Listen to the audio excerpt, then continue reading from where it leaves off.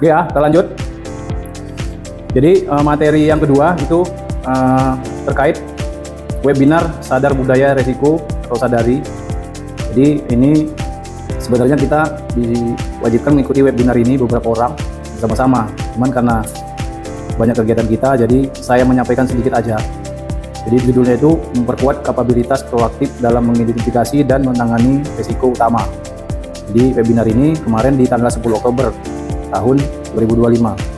Jadi ini salah satu agenda dari kegiatan agricultural monitoring system untuk terhadap resiko yang ada di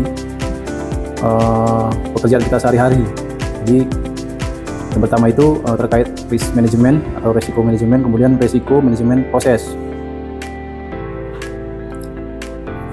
Ya, ini enggak semua jelasinnya. Jadi tujuannya ini tadi, yang pertama pencapaian sasaran, mendukung pencapaian sasaran perusahaan baik jangka pendek maupun jangka panjang. Jadi kedua, melindungi aset, melindungi karyawan dan aset perusahaan serta memastikan pertumbuhan yang berkelanjutan. Yang ketiga, mitigasi dampak, mengurangi dan mitigasi dampak yang timbul bila risiko terjadi. Kemudian penerapan BCG, memberikan kontribusi bagi penerapan BCG untuk meningkatkan aspek pengendalian dari BCG menjadi efektif. Terus kelima, penciptaan nilai dan perlindungan nilai serta mendukung peningkatan kinerja perusahaan. Ini tujuan manajemen risiko. Nah ini karakter manajemen risiko.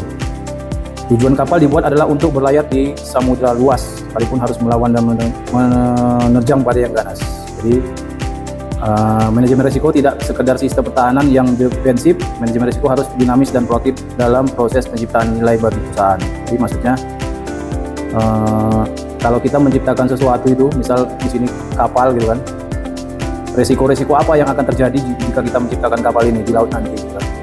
Nah, resikonya apa saja, itulah kita identifikasi masalah, kita buatlah mitigasi masalahnya itu, resikonya itu, supaya kapal yang kita buat ini nanti bisa berlayar, bisa mampu menerjang ombak gitu. Jadi sama itu halnya kita samakan dengan kapal. Kalau di perusahaan kita, resiko-resiko apa sih yang sering terjadi di PT PN4 khususnya di PKS Tinjuan? Nah, yang pertama resiko kecelakaan kerja, kan? Nah, kecelakaan kerja kenapa? Tidak pakai APD. Itu makanya saya harapkan semua kalian wajiblah atau biasakanlah pakai APD, minimal kalian pakai helm dan sepatu. Itu aja yang saya harapkan dari kalian. Yang kedua, resiko apa lagi? Resiko kebakaran, kan? Makanya kita selalu tetap sedia APAR, sedia hidran setiap saat bila mana terjadi kebakaran. Amit-amit lah ya kan. Resiko kebakaran, tadi resiko kecelakaan kerja, kemudian resiko kebakaran, apalagi resiko lain, resiko dari gangguan-gangguan eksternal ya kan? Itu juga termasuk resiko. Jadi tetaplah kita menggunakan APD kita dalam bekerja sehari-hari.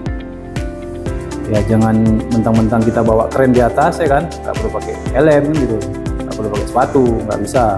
Itu semua harus memakai APD. Salah contoh yang lain ini dia. Nah, kenapa kendaraan itu pembalap itu pakai baju pengaman? Nah, itu tadi resikonya apa? Jatuh. Resiko jatuh itu supaya mengamankan dari badannya pakai apa ya? Pakai baju pengaman. Itu dia tadi. Itulah tadi maksudnya resiko tadi seperti itu. Perumpamannya gitu ya. Perumpamannya seperti kapal tadi yang kita buat kan, kapal yang kita buat dengan apa-apa saja yang bisa kita lakukan di salah pembuatan kapal itu supaya bisa berlayar di lautan, supaya tahanlah dia gitu. Sama juga seperti ini. Jadi tujuan manajemen resiko itu ya ini tadi. Kita mitigasi resikonya dulu, baru kita membuat sesuatu yang mengcover yang akan terjadi resiko itu. Misal nanti resikonya terjadi kebakaran, apa yang kita buat? Kita buat hidran, kita sediakan APAR, itulah dia. Jadi saya mau berharap itu tadi, itu aja lah yang yang kuncinya lah dari semua yang akan disampaikan di sini. Intinya resiko itu bisa terjadi kapan aja, bagaimana kita memanfaatkannya, bagaimana kita menerimanya, mengantisipasinya agar tidak terjadi. Itu aja lah yang mungkin bisa saya sampaikan untuk kesempatan kali ini.